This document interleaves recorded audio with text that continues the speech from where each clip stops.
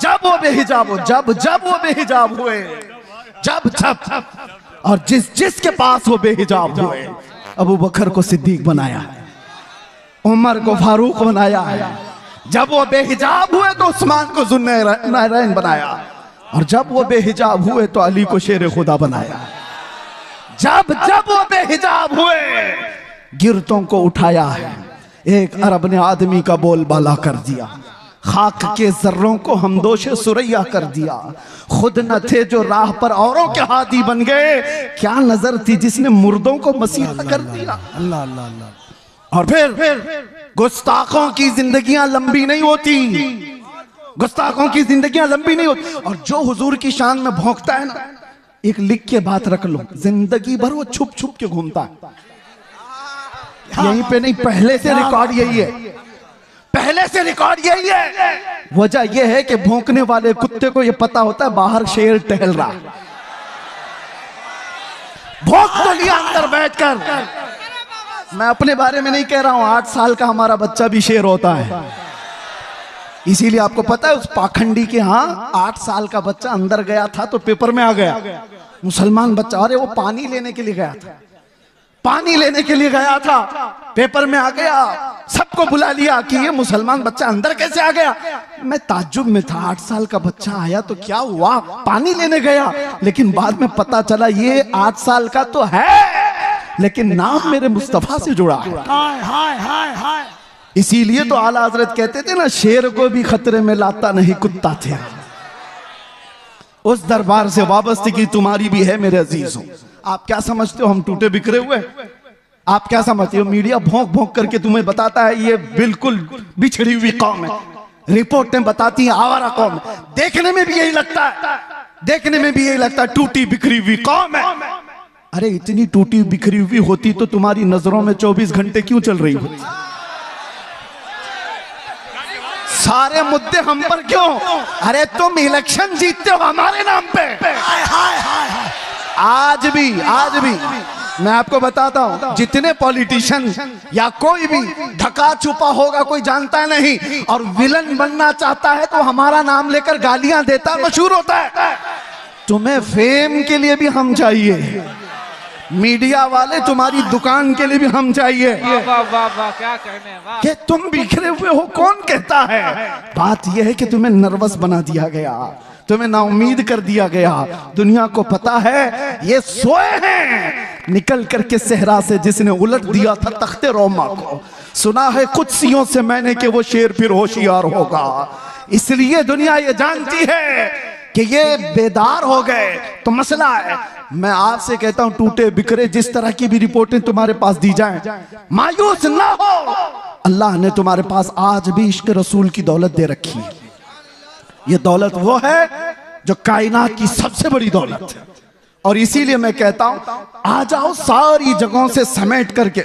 आज इंटरनेट तुम्हारी आंखों को खरीदना चाहता है, तुम्हारे अखलाक का कत्ल करना चाहता है, और यहाँ लड़कियां तुम्हारे सामने नंगी नचा करके तुम्हारे ईमान का सौदा कराना चाहता है। अजीज हो, इन चीजों के लिए तुम्हारी आंखें नहीं है, इन चीजों के लिए तुम्हारी आंखें नहीं। खालिद बिन वलीद एक लश्कर लेकर के एक किले के फतह करने के लिए गए थे, और ईसाई मुकाबला करने को तैयार नहीं थे।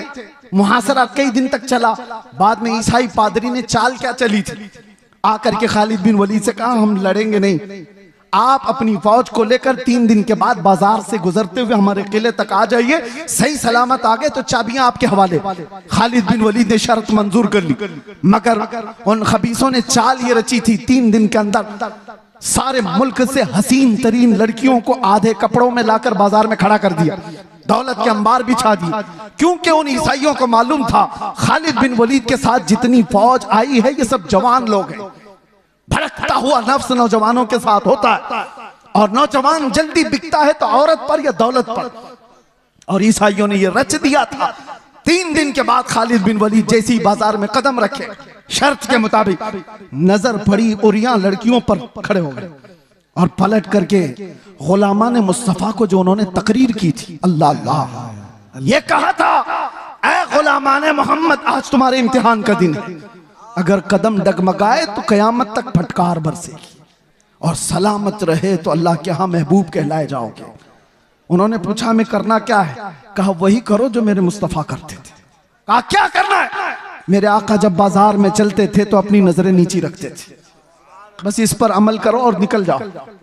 एक जुमला था खालिद बिन वलीद का, वो फौज पूरी निकल कर चली गई, लड़कियां अपनी तरफ बुलाती रहीं। मैं वो सोच करके हैरत ज़दा हूं, इश्क़े मोहम्मदी में डूबा हुआ नौजवान किसी आवारा हसीना के पीछे कैसे जा सकता है? औरतें उनको फरेफ्ता करने लगी, उभारने लगी, लेकिन तारीख में लिखा है वो नौजवान उस बाजार से ऐसे गुजर रहे थे कि अगर उनके सरों पर अंडा भी रख दिया जाए तो ना गिरता। इस तरह से गुजरते गए फौज की हरकतों के साथ। ईसाई तो वहां खुशियां मना रहे थे, सब इसमें लहू लाहब में मसरूफ हो चुके होंगे, औरतों में दौलत में मसरूफ हो चुके होंगे, लेकिन सही सलामत खालिद बिन वलीद जब किले के पास आ गए तो हैरत में थे। चाबियां दी और ईसाई पादरी ने पूछा खालिद बिन वलीद से कि बताओ खालिद, ये कौन सी फौज जमा की है? ये लश्कर कौन सा है? इनके दिलों में नफ्स है या नहीं, ख्वाहिशात है या नहीं?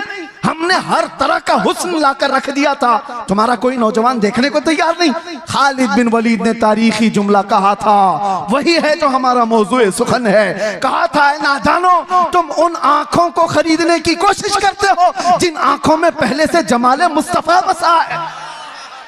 जो हुस्ने मुस्तफा को देखी हुई आंखें हैं वो दुनिया को क्या नजर से देखेंगी? जब वो बेहिजाब हो गए खार भी गुलाब हो गए। बात समझ के चलो, इसीलिए अपनी आंखों में कुछ और नहीं बसाना। मुफ्ती आजम की दुआ याद रखो, कुछ ऐसा कर दे मेरे किरदगार आंखों में, हमेशा नक्श रहे रूए यार आंखों में। उन्हें न देखा तो किस काम की है ये आंखें, कि देखने की है सारी बहार आंखों में। और सुनो एक आशिक सादिक की तमन्ना, अरे कब्र में जाने के बाद मुनकर नकीर हर एक से सवाल करेंगे, झिझोड़ कर उठाएंगे, पूछेंगे बताइए सवालात के जवाब। लेकिन मुफ्ती आजम कहते हैं फरिश्ते जो पूछे कब्र में किसकी उम्मत हो, क्या कहते हो? जवाब में क्या कहेंगे? फरिश्ते जो पूछे कब्र में किसकी उम्मत हो, वो कहते हैं लो देख लो कि है तस्वीर यार आंखों में, लो देख लो कि है तस्वीर यार आंखों में। मेरे अजीजों, आंखों में बसा हो तो सिर्फ जमाले मुस्तफा, इसके अलावा कोई और चीज नहीं। आओ अब मैं जुमले खत्म करते हुए उन उशाकान मुस्तफ़ा की बारगाह में हाजिरी देते हैं जो हुजूर के दरबार में दस्तक दे करके भी बुलंदी को पहुंच गए थे। पहुंचे नहीं सहाबा, जो सहाबा जिंदगियां दिए हैं लेकिन बाद में आने वाले सिर्फ दस्तक दिए हैं और फिर भी बुलंदी को पहुंचे। सादी शिराजी ने कहा था बलगल उला बि कमालिही कशफत दुजा बि जमालिही हसनत जमीउ खिसालिही सल्लु अलैहि व आलिही। ये एक शेर इतना मकबूल हुआ था कि सादी शिराजी ने कहा था बलगल उला बि कमालिही, आका अपने कमाल से सबसे बुलंदियों पर पहुंचे।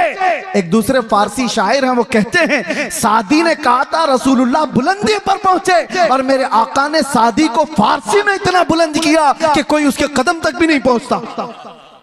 जो उनकी तारीफ किया इतना बुलंद हो गया, जो तारीफ किया वो बुलंदी पर पहुंचा। आला हजरत इश्क रसूल की बुनियाद पर हमारे सरों के ताज हमारे दिलों के पर राज करते हैं, इसीलिए दूसरी बातें ना लाओ, इधर उधर की बात क्यों करें। हम जमाले मुस्तफा की। हजरत जाबिर बिन समुरा कहते हैं एक दिन 14वीं की रात थी, मैं घर से निकला, मस्जिद नबवी के पास आया, अचानक देखा मेरे आका हुजरे से बाहर निकल रहे हैं। सुर्ख धारीदार जुब्बा था और उस पर चमकता हुआ गुलाब जैसा चेहरा था। फिर क्या? जाबिर बिन समुरा कहते हैं एक बार मैं हुजूर के चेहरे को देखता था, फिर चांद को देखता था, फिर हुजूर को देखता था, फिर चांद को देखता था, और ये सोचता था कि चांद ज्यादा हुस्न वाला है या हुजूर का चेहरा ज्यादा हुस्न वाला है। ये बरेलवियों की बात नहीं कह रहा हूं, सहाबी रसूल की बात कर रहा हूं।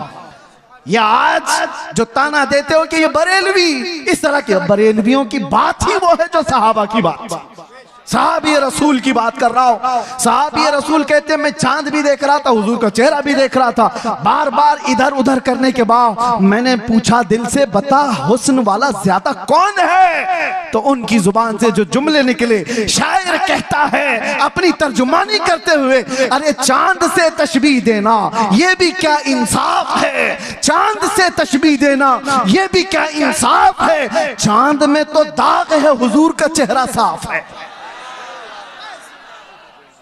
चांद में तो दाग है, हुजूर का चेहरा साफ है, ये सहाबा का अकीदा था, ये सहाबा का मामूल था। वो हुस्न वाला अगर किसी को मानते तो मेरे आका को। अब आखिरी आज से दिल पर हाथ रख करके बताओ, तुम्हारा ये ईमान है, तुम्हारा ये यकीन है, तुम्हारा ये मानना है कि इस कायनात में सबसे ज्यादा हुस्न वाला चेहरा मेरे आका का था? सब मानते हो? ईमान है सबका, यकीन है सबका। हुजूर का चेहरा सबसे हसीन था, तो फिर अपने चेहरे पर भी हाथ रख करके देखो, उस हुस्न वाले की पैरवी क्यों नहीं किया? दुनिया किसी एक्टर को देख करके ये समझती है कि ये बहुत अच्छा लग रहा है, हैंडसम लग रहा है, उसकी तरह मैं भी बनूं। और जबकि तुम कह रहे हो मदीने वाले से ज्यादा हसीन कोई था ही नहीं। तो ये मुजरा करने वाले, नाटक करने वाले तुम्हारे आइडियल कैसे हो सकते हैं, जिनको देखने के बाद औरत और मर्द का पता नहीं चलता? उन लोगों को, उन मुखन्नसों की तुम पैरकारी करते हुए अपने आप को क्या बना रखे हो?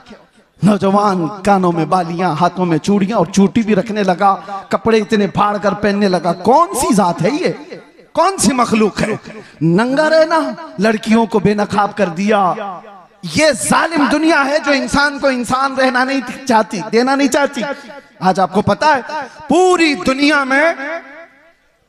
में हुकूक का ढिंडोरा पीटने वाले इंटरनेट पे आज देख रहे होंगे एप्स्टाइन फाइल। क्या है ये, क्या है ये? ये सब दुनिया के जालिम चेहरों की छुपी हुई तारीकियां। सब ताकत वाले नंगे हैं, तुम उनके पैरोकार ना हो। ये सब बड़े बड़े कुर्सियों पर बैठे हुए अंदर के रेपिस्ट हैं, अंदर के जिनाकार हैं, और ये दुनिया को सबक पढ़ाते हैं अमन का, ये दुनिया को सबक पढ़ाते हैं अखलाक का। आओ अखलाक की बात और हुस्न की बात करें तो ताजदार मदीना की बात। यहां जो कहा जाता है वो किया जाता है। यह नहीं है कि कुर्सी संभालने के बाद कुछ और कहा जाए और अमल कुछ और किया जाए। बारगाह मुस्तफा में आओ ऐ नौजवानों, मैं इसीलिए दर्द दिल के साथ पूछ रहा हूं, ये तकरीर कोई सजाई भी नहीं कह रहा हूं, दर्द दिल के साथ पूछ रहा हूं। एक तरफ तुम कहते हो हुस्न वाला वो चेहरा था, फिर तुम्हारा चेहरा क्यों नहीं? तुम हुस्न वाले की पैरवी क्यों नहीं कर रहे? दाढ़ी तुमको चुभती क्यों है? दाढ़ी तुमको डसती क्यों है? तुमको बुरी क्यों लगती है? इसलिए ना कि दुनिया वालों ने ताना देना चाहा कि मुल्ला बन गया, मौलवी बन गया, उनसे डर करके तुमने अपने आप को औरत बनाने के चक्कर में फंस गए। यानी कल को अगर ये तुम्हें कहने लग जाए कि तू बकरा लग रहा है, कपड़े उतार दे, तो नंगे घूमोगे। दुनिया जो कहेगी उस पर अगर अमल करते चले जाओ तो एक दिन ये नंगा बना कर रखेगी, कुत्ता बना कर रखेगी। इसीलिए हम कहते हैं तुम शेर हो, कुत्तों की चाल न चलो। तुम्हें अल्लाह ताला ने खैर उम्मत बनाया, तुम्हें अल्लाह ताला ने खैर उम्मत बनाया। देखना है तुम मुजरा करने वाले, नाटक करने वालों को ना देखो। हमारे नौजवान का कोई आइडियल हो सकता है तो खालिद बिन वलीद है, हमारे नौजवानों का आइडियल हो सकता है तो सलाहुद्दीन अय्यूबी। आप उनको देखो, अरे जीने में मजा कुछ और आ जाए, जीने में